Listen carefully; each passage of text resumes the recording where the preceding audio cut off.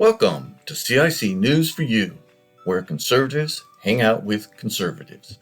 I'm Charlie, and the topic for today will be about social media bias. Currently a hot topic on the web and chat boards. What has really put this topic on fire is, of course, a tweet from Trump, and then the follow-on actions taken by Twitter. Trump, in his normal firebrand style, was tweeting how risky mail-in voting is to include potential fraud. Well, Twitter decided it didn't like the tweet and took action by placing a banner on Trump's page stating the tweet was false information, basically calling the president a liar. I have to say, the CEO of Twitter has some guts, but I think he is missing something in the brains department. We all know that Trump never takes an attack sitting down, and of course, Trump fires back with a tweet and has just released an executive order concerning social media companies, which I will discuss later. So let's cover some items and comments concerning social media to give you a better understanding of the issue. Let's start with what the president recently stated in a recent tweet. He said that the social media companies are tremendously dishonest, biased, with discrimination and suppression practiced by certain companies. You can bet the focus of this tweet was on Twitter, but it applies to the top 3 media companies in my opinion. Quick, can you name them? How about Twitter, YouTube, and Facebook for starters? Of course, there are others as well. I generally agree with Trump's statement, except the tremendous dishonesty part. I don't know of any specific incidents or issues around dishonesty, but maybe it's out there and it would not surprise me at all. But I totally agree with the rest of his statement because the shoe fits perfectly for these companies. One item during my research really caught my attention, and that is comments from Senator Cruz during an interview. His comment is located at the top middle of this page, and there are 2 points that I highlighted in red for you that are really concerning. Get this.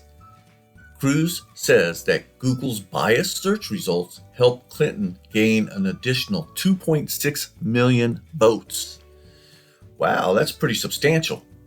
But the more important comment is that the 2020 Cruz estimates that 15 million votes could change because of Google, Facebook, and Twitter. If that happens, I sure hope it is in support of Trump. But either way, we cannot let these liberal, left-leaning organizations control the American elections. If ever there was a reason to be concerned about election integrity, this is it. We must hold these companies accountable. Do you find this outrageous? I sure do. Now, I want to cover Facebook's policy that is very concerning and states that a user has no rights for recourse from fact checkers. No recourse? Oh, we're in America, people. You have to be kidding me. Let me quote the policy. Page admins, which is what I am, are responsible for the content they share with their audiences, even if that content isn't created by them. Page admins cannot pursue a correction or dispute. Wow, that's a dead end then, right? However, if the publisher that wrote the content successfully issues a correction or disputes the rating, the page's strike will be lifted. This is pretty strict, especially with no dispute method or correction for something that might be a false accusation. I don't find this acceptable at all. And this is their policy. In my situation, where they tagged me on one of my posts, I actually emailed the author from the news media to correct his published item. But of course that went nowhere. So I have no options as a user. I get a strike and that's it. That's not right to me. I should have some kind of option to do something. Now, think that's bad. What's even more outrageous is the policy on politicians. And I quote, "Posts and ads from politicians are generally not subjected to fact checking." Oh, get that? They can't be serious with this policy, is all I have to say. This is just like the flaw in our Constitution, the debate clause that allows politicians to legally lie in the physical boundaries of the House and Senate. Facebook has basically extended this policy for politicians on Facebook. Do you know what that means? It means somebody like Adam Schiff can lie on Facebook, just as he did during the impeachment hearings. This policy is not right for Facebook and needs to be changed in our Constitution, in my opinion. We can't have politicians lying and having people think that it's the truth. How in the heck can they filter the public and hold them accountable with no recourse, but not politicians? Something is seriously wrong with this Facebook policy, in my opinion. I agree with Trump on his statement, and as well as his executive order to remove Section 230 from the Communications Decency Act of 1996. This law protects internet companies from being sued over content that appears on their platforms and allows for content moderation from these companies. Removing this section from law will change the playing field and make these companies accountable. And I'm all for accountability. The social media companies are already dealing with lawsuits from both Democrats and Republicans, as evidenced by the Prager University and LGBT groups, as well as other users that are suing and continue to sue these organizations. Unfortunately, our court systems are not holding them accountable because they are private, not public companies.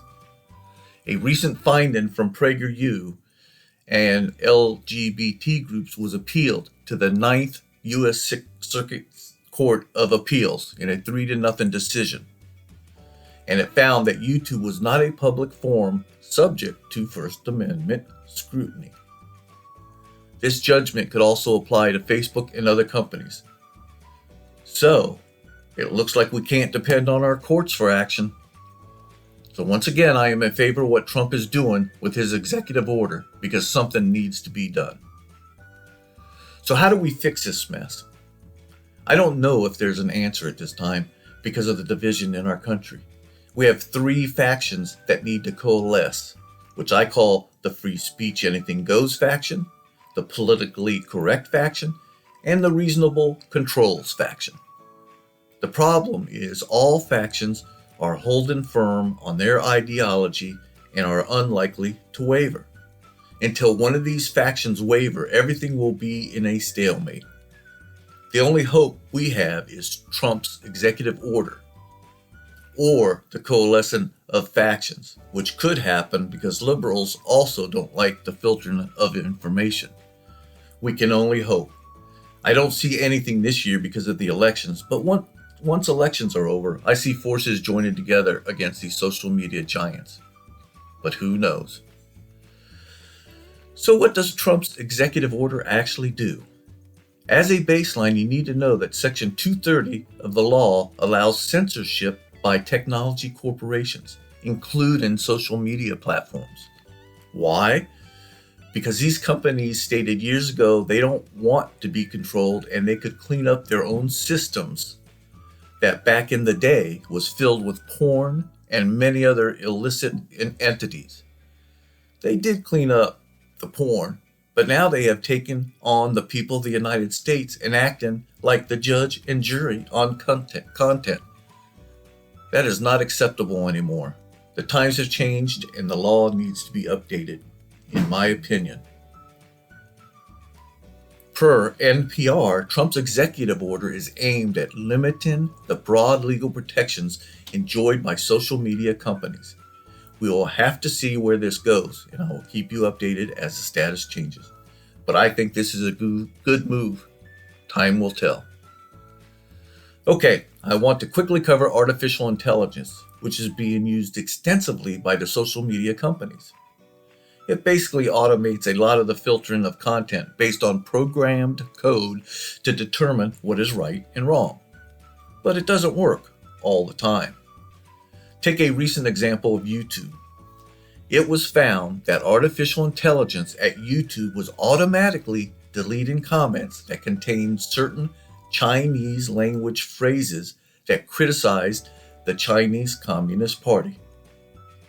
Of course, YouTube stated it was an error of their enforcement system and that it would be fixed. I asked myself, why would YouTube filter something negative about China? Maybe it was intentional and they got caught. Or maybe it was only intentional by the programmer that created this filter. Interesting. How many other incidents similar to this exist in social media? Something to think about. Many times, the next check is human support. But I can tell you from experience, the support people have very limited authority and usually answer with generic boilerplate responses. They tell you they have no control over the AI in these situations. Of course, these type situations need the extended help that these folks can't provide. They can help in minor issues not related to AI flags, but that is about it. As these companies continue to use AI, our free speech will be diminished, and this will hurt the right or left political followers. Do we want this? I don't think so. Go Trump on Section 230. Okay, that is my update for this video, and I hope you enjoyed it. I really appreciate all you following my page and discussing issues as well as watching these videos.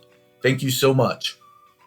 Be safe, be informed, and stay informed with CIC News for You. Signing off, Charlie.